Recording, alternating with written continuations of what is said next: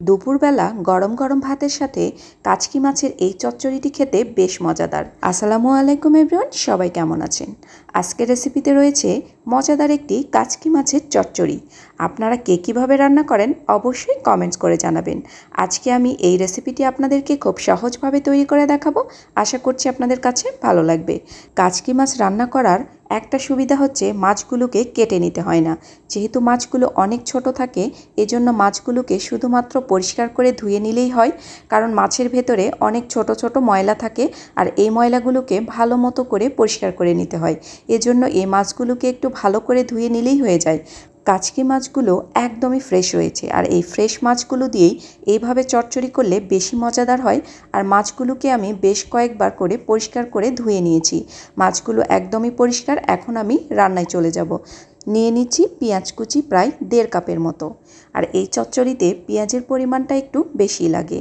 6টার মতো নিয়েছি কাঁচামরিচ। মরিচগুলোকে মাঝখান থেকে চিড়ে নিয়েছি। এরপর দিয়ে নিচ্ছি আদা রসুন বাটা 1.5 টেবিল চামচ পরিমাণ, লাল মরিচের গুঁড়ো 1/2 টেবিল চামচ পরিমাণ। ঝালটা অবশ্যই আপনারা আপনাদের পছন্দ অনুযায়ী ব্যবহার করবেন। হলুদ গুঁড়ো 1/2 টেবিল চামচ পরিমাণ, আর নিয়েছি স্বাদ মতো লবণ। এরপর দিয়ে নিচ্ছি তেল। সব মশলা দেওয়ার পরে হাত দিয়ে ভালো করে পেঁয়াজের সাথে মশলাগুলোকে মাখিয়ে নিতে হবে। এই পর্যায়ে যতক্ষণ না পেঁয়াজগুলো নরম হয়ে আসছে সেই পর্যন্ত পেঁয়াজটাকে ভালো করে হাত দিয়ে কষলিয়ে মাখিয়ে নিতে হবে। আর যেহেতু মাছগুলো অনেক ছোট, এজন্য মাছগুলো কিন্তু অনেক তাড়াতাড়ি সেদ্ধ হয়ে যাবে। পেঁয়াজটাকে মাখিয়ে নরম করে এর মধ্যে আমি দিয়ে নিচ্ছি কাচকি মাছগুলোকে। এরপর মাছগুলো দিয়ে পেঁয়াজের সাথে একটু হাত দিয়ে মাখিয়ে নিতে হবে। কাচকি মাছের এই চচ্চড়িটি আপনারা কে কীভাবে রান্না করেন অবশ্যই কমেন্টস করে জানাবেন। আমার কাছে তো এভাবে কাচকি মাছের এই চচ্চড়িটি খেতে বেশ মজাদার লাগে। আর যদি থাকে গরম গরম ভাত তাহলে তো আর কথাই নেই।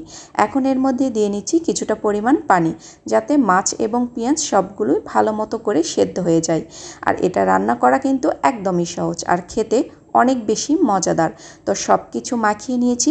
এখন আমি এটাকে ঢাকনা দিয়ে প্রায় 10 থেকে 15 মিনিট মিডিয়াম আঁচে রান্না করে নেব, যাতে পানিটা একদম পুরোপুরি সেদ্ধ হয়ে যায়। তো দেখুন আমি ঢাকনা উঠিয়ে নিচ্ছি। পানিটা একদম শুকিয়ে গেছে, আর চচ্চড়িটি একদম তৈরি হয়ে গেছে। তো দেখেই বুঝতে পারছেন এটা কতটা লোভনীয় হয়েছে, আর এটা খেতে অনেক বেশি মজাদার হয়। আপনারা কে কীভাবে রান্না করেন অবশ্যই কমেন্টস করে জানাবেন।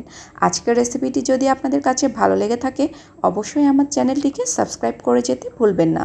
আমি সবসময় চেষ্টা করি আপনাদের জন্য সহজ সহজ রেসিপি শেয়ার করার জন্য। যদি আমার রেসিপিগুলো আপনাদের কাছে ভালো লেগে থাকে তাহলে অবশ্যই একটি কমেন্টস করে যেতে ভুলবেন না। এই পর্যন্তই, সবাই ভালো থাকবেন। আপনাদের সাথে আবারও দেখা হবে নতুন কোনো সহজ রেসিপিতে। আল্লাহ হাফেজ, আসসালামু আলাইকুম।